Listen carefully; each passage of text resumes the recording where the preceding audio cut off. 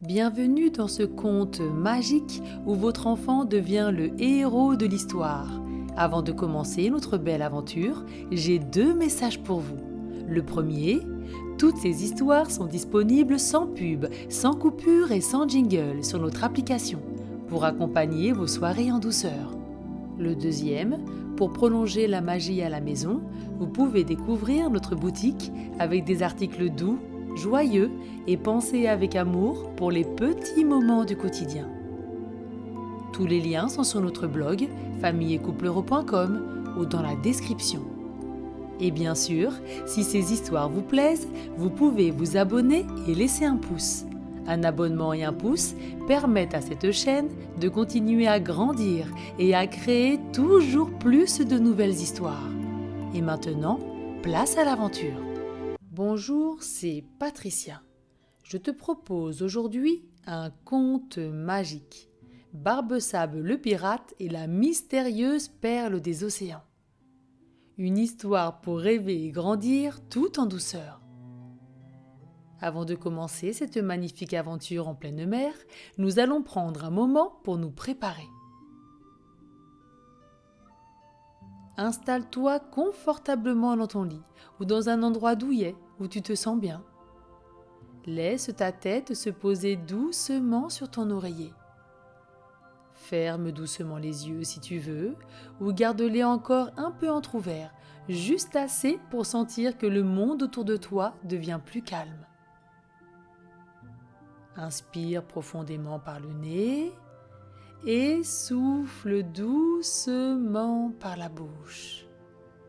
Encore une fois, inspire profondément par le nez, sens l'air frais qui entre doucement par tes narines jusque tes poumons. Souffle doucement par la bouche. Une dernière fois, inspire profondément par le nez et souffle doucement par la bouche.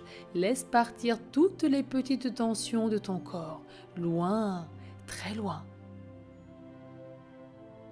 Sens tes pieds se détendre. Imagine qu'une vague toute douce vient les recouvrir. Elle est tiède et légère. Elle détend chacun de tes orteils, un par un. La vague remonte doucement sur tes jambes. Elles deviennent souples, comme si elles se reposaient sur un sable moelleux. Maintenant, la vague arrive jusqu'à ton ventre. Elle l'apaise et le rend tout tranquille. Puis elle passe dans ton dos et toutes les petites tensions s'en vont, comme emportées au large. La vague continue son voyage. Elle détend tes épaules, tes bras, tes mains, jusqu'au bout de tes doigts. Enfin, elle remonte jusqu'à ton visage, ta mâchoire se relâche, tes joues deviennent légères, tes yeux se reposent. Tout ton corps est maintenant détendu, comme bercé par une mer calme. Tu es prêt à laisser ton imagination t'emmener, l'aventure peut commencer.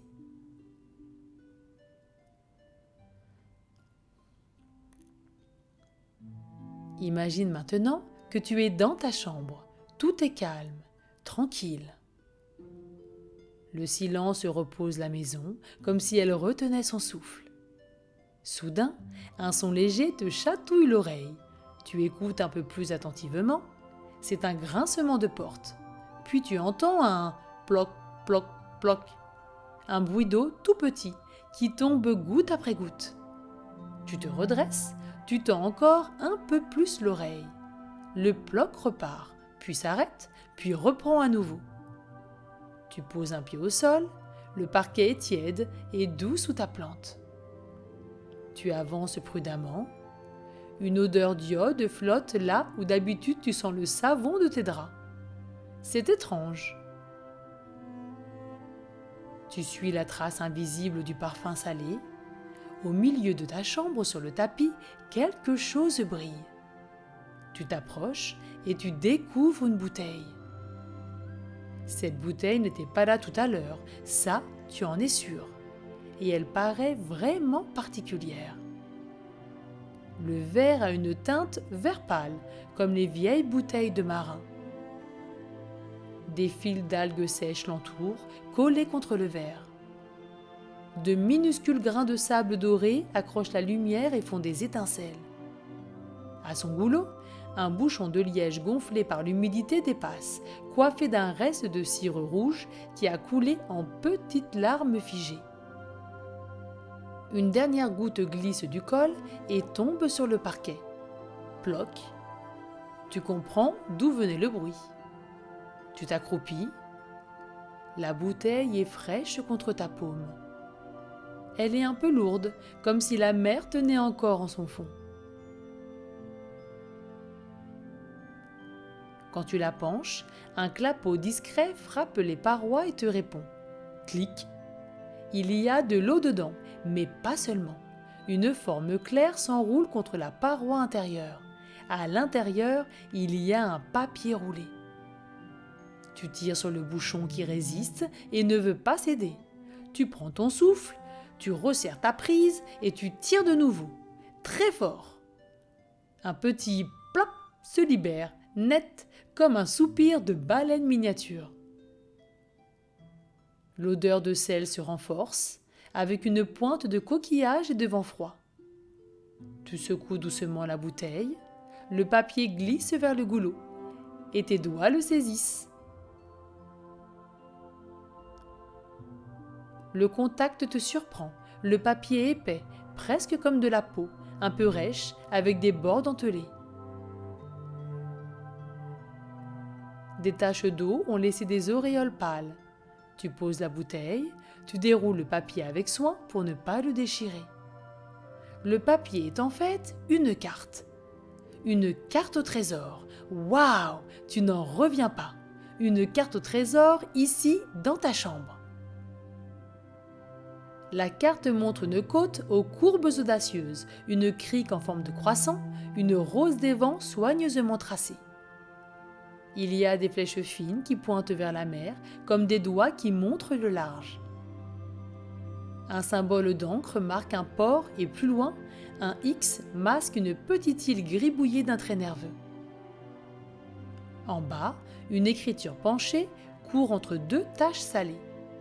Les lettres filent, pressées, comme si la main avait manqué de temps. Tu lis doucement le message. Au moussaillon qui trouvera ce message, viens vite au Vieux-Port, à la jetée de l'Est. Demande le capitaine Barbesable.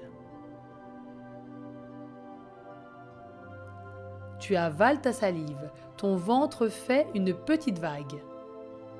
Curieux, tu enfiles rapidement tes chaussures, l'aventure t'appelle, tu fais rapidement tes lacets, tu attrapes ta veste, tu glisses la carte contre ton cœur, bien à l'abri.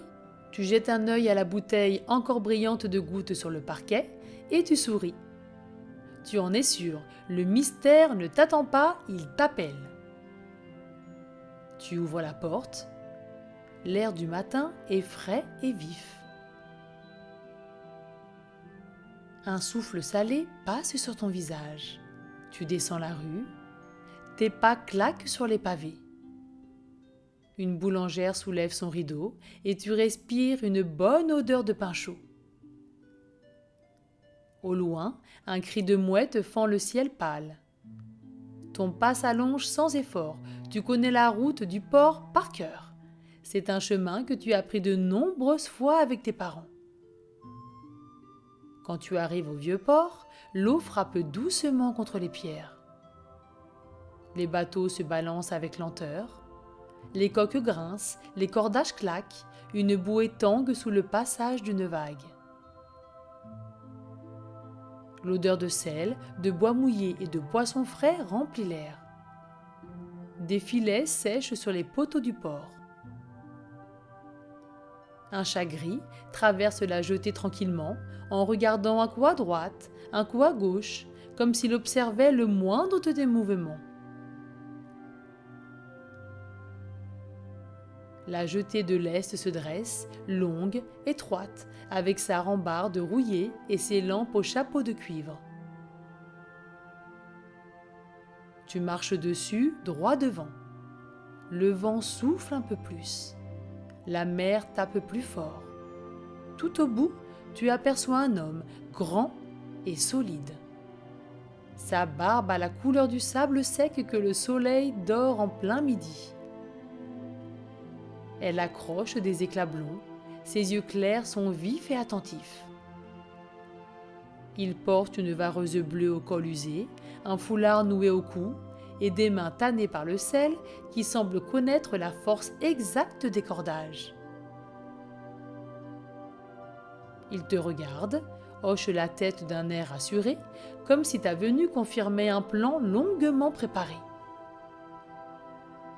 Il te demande si c'est bien toi le moussaillon de la carte. Tu lui réponds avec un grand oui.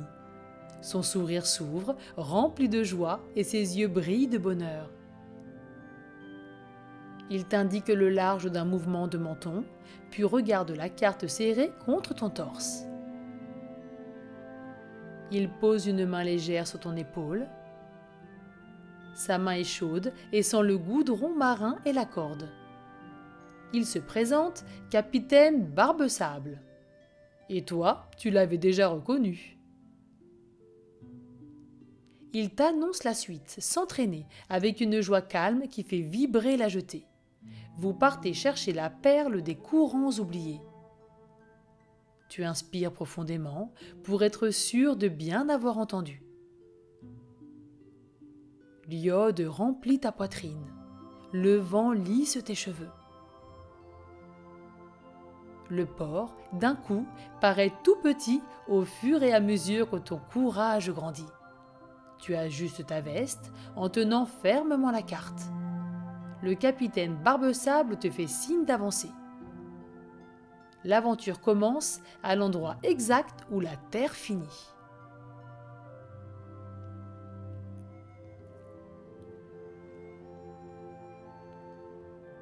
Le capitaine Barbe-Sable t'explique que cette perle n'est pas une perle comme les autres. Elle est plus grosse qu'un melon et si parfaite que sa surface semble polie par des siècles de vagues. Les marins racontent qu'elle renferme une lumière douce, presque vivante. Une lumière capable de se mettre à luire plus fort lorsque l'on s'approche d'un endroit merveilleux, caché quelque part dans l'océan. Une plage que personne ne connaît, un récif aux couleurs impossibles, une île invisible aux cartes.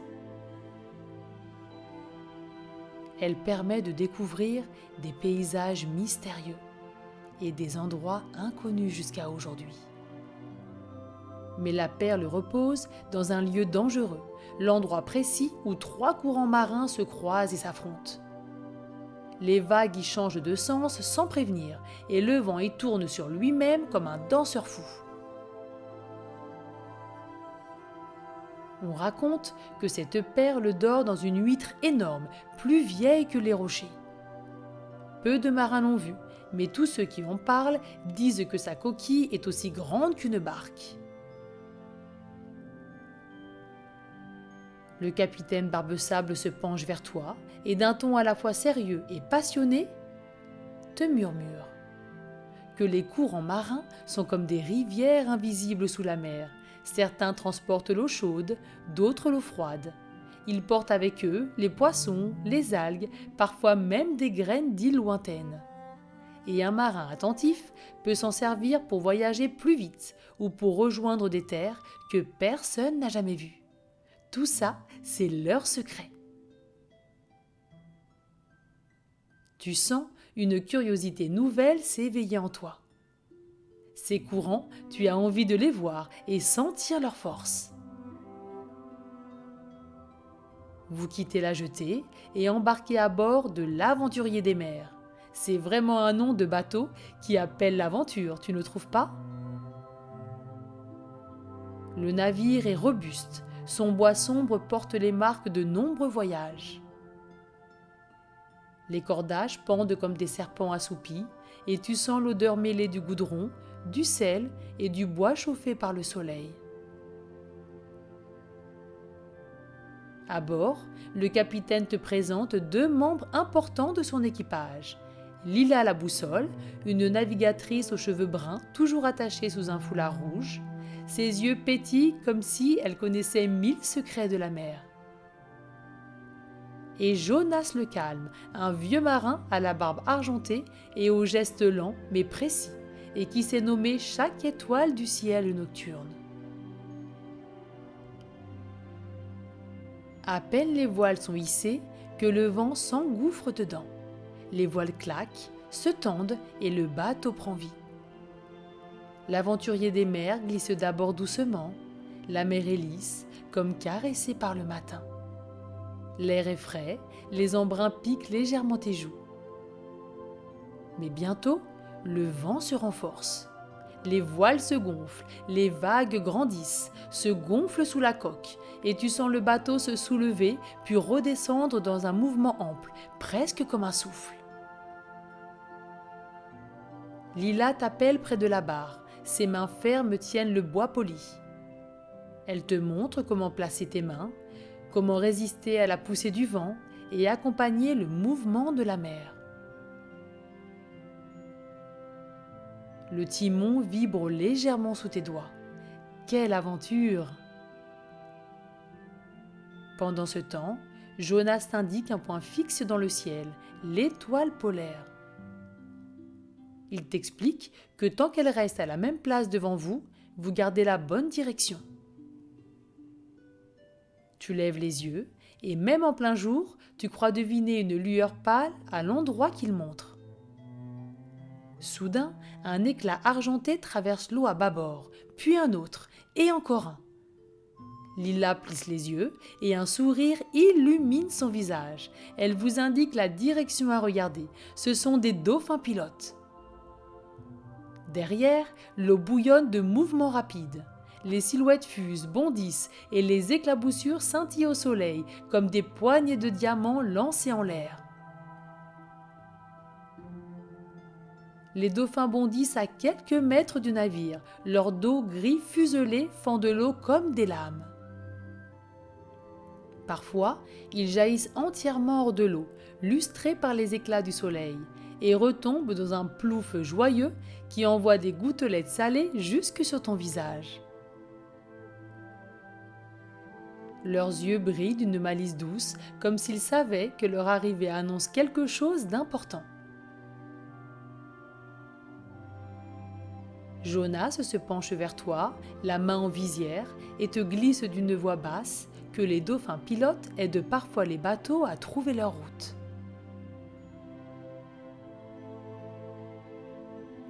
Ils aiment nager devant la proue, comme des guides qui connaissent la mer mieux que les cartes.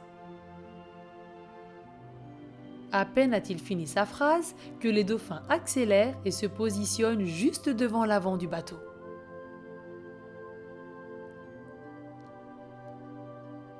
Leurs mouvements sont si fluides qu'ils semblent danser avec les vagues. Ils s'éloignent vers l'horizon d'un mouvement sûr et Barbe-Sable, sans hésiter, ordonne de suivre leur cap. Peu à peu, l'eau change. Le bleu profond devient plus clair, plus vif, jusqu'à virer au vert émeraude lumineux. Sous la surface, tu devines des rubans de sable clair et par moments, une ombre de poissons argentés file comme une flèche. Puis, tout à coup, tu sens quelque chose d'étrange. Le bateau n'avance plus seulement grâce au vent. Il est comme aspiré, tiré par une force invisible qui glisse sous la coque. Barbe-Sable se rapproche de toi et te désigne l'eau. Vous entrez dans les courants oubliés. Ici, 3 courants se croisent, le chaud qui vient du sud, le froid qui descend du nord et un courant secret que peu connaissent. Tu regardes attentivement et tu remarques que l'eau ne se déplace pas toujours dans la même direction. Par endroits, elle tourbillonne doucement. Et à d'autres endroits, elle semble filer droit devant, comme une flèche invisible.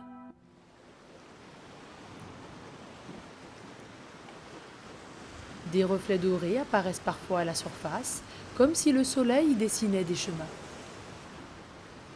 Le navire tangue légèrement, Sa coque craque comme une vieille porte qui s'ouvre, mais l'équipage agit avec calme et précision. Chacun sait quoi faire.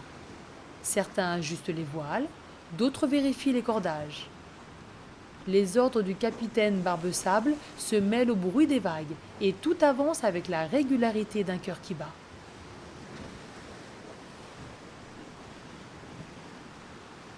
Le navire tangue encore, encore et encore. Parfois fort, parfois doucement. Mais vous tenez bon, et le navire tangue encore et encore et encore.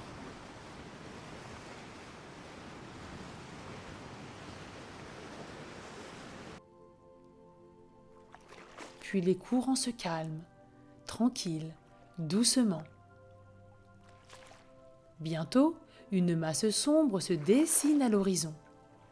Tu t'approches et tu distingues une petite île ceinturée de rochers noirs aussi lisses que du verre poli. Leurs arêtes brillent par endroits comme si elles gardaient des secrets volcaniques. Lila, debout à l'avant, sort la carte roulée que tu as trouvée dans la bouteille.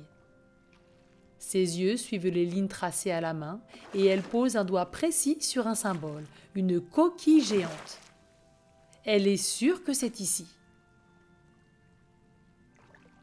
Le navire s'ancre dans une petite anse abritée.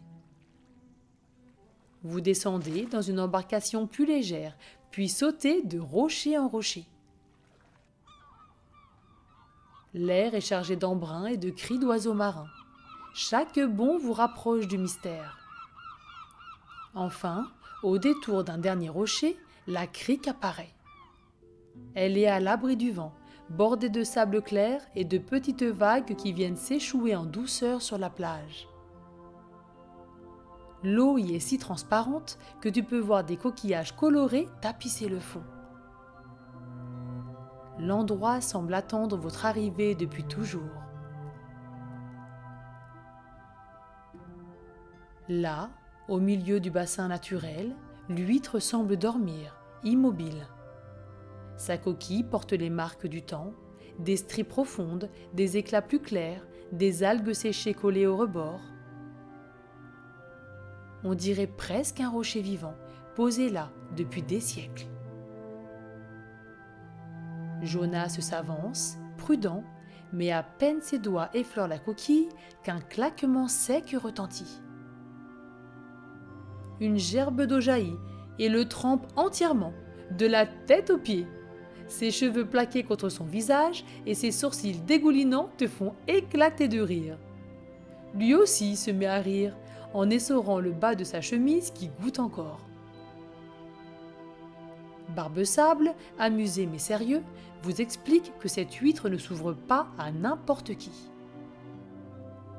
Il faut chanter, mais pas un air ordinaire, un vieux chant marin, connu seulement de ceux que la mer considère comme des amis. Alors, vous formez un cercle autour du bassin et vos voix s'élèvent, d'abord timides, puis plus assurées. Le rythme des vagues accompagne vos notes. Le vent se glisse entre les paroles comme s'il en connaissait les mots. Vous chantez en chœur, tous ensemble, et l'huître frémit. Lentement, très lentement, ses lourdes coquilles s'écartent. La lumière du soleil se reflète à l'intérieur, et là, tu la vois, une perle gigantesque, presque irréelle. Sa surface blanche capte la lumière et la renvoie en reflets dorés et bleutés qui semblent bouger comme de petites vagues. Barbe-Sable tend la main, mais l'eau devant lui s'assombrit. Une silhouette massive monte des profondeurs. C'est une tortue de mer géante. Sa carapace, large et ridée, porte des teintes de brun, de vert et d'or. Ses yeux sont immenses et d'une douceur profonde. Jonas, presque en chuchotant, t'apprend que certaines tortues peuvent vivre plus de 100 ans. Elles se souviennent de chaque endroit où elles sont passées, comme nous on se souvient des visages importants. La tortue avance vers toi. Tu sens qu'elle protège la perle. Sans réfléchir, tu tends la main et poses doucement tes doigts sur sa carapace chaude, réchauffée par le soleil. Tu lui parles calmement, promettant que vous ne prendrez rien. Vous voulez seulement admirer et repartir. Vous laisserez son trésor, bien secret, bien gardé. Ses paupières se ferment un instant, comme pour dire qu'elle comprend et qu'elle a entièrement confiance en vous. Puis elle recule et laisse la perle s'illuminer pleinement dans le bassin. L'instant est magique, silencieux, presque sacré. Barbe-Sable sort la carte et marque avec précision l'emplacement de l'île. Il te regarde, fier, et te rappelle que les vrais trésors ne se prennent pas toujours. Parfois, il suffit de savoir où ils sont et de veiller sur eux. Tu es bien d'accord avec lui et tu garderas ce secret pour toujours. Après avoir admiré cette perle, ce trésor, vous regagnez le navire. Le vent gonfle de nouveau les voiles et l'aventurier des mers s'avance hors des courants oubliés. Le ciel se teinte d'orange, de rose et de violet. La mer scintille, paisible. Tu restes à la proue, le cœur léger, avec le sentiment d'avoir vécu quelque chose que peu connaissent. Et au fond de toi, tu sais que la perle là-bas continue de briller comme un secret que la mer t'a confié. Un souffle d'air salé passe sur ton visage. Tu fermes les yeux pour profiter de cet instant magique, de ce que tu as découvert, la rencontre avec tes nouveaux amis. Ton cœur est rempli de joie et de bonheur. Tes yeux se ferment encore un peu plus. Tu inspires profondément et tu souffles doucement. Et tu te retrouves dans ta chambre comme au début de cette aventure. La lumière de la fin de journée filtre par la fenêtre. Ton lit est là, prêt à t'accueillir. Tu poses la carte près de toi, comme un souvenir invisible. Tu te glisses sous la couette, les draps doux te caressent la peau. Tu es bien installé dans ton lit maintenant. Tout est calme autour de toi.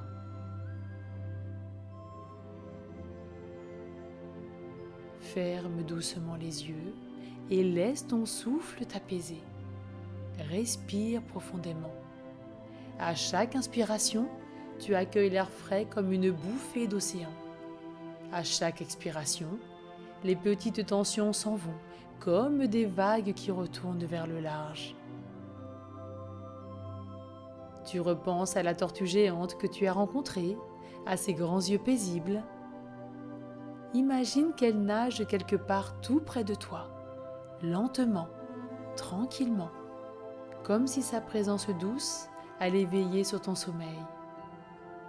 Ton corps devient lourd, très lourd. Tes jambes s'alourdissent doucement, tes bras se détendent complètement, tes épaules se relâchent. Ton visage s'adoucit comme si un sourire léger venait s'y déposer. Chaque respiration t'emporte un peu plus loin vers le calme. Tu te sens protégé, en sécurité, comme la perle dans son huître. Belle nuit, cœur audacieux, que tes rêves soient vastes comme l'océan et lumineux comme la perle des courants oubliés. Fais de beaux rêves. À bientôt.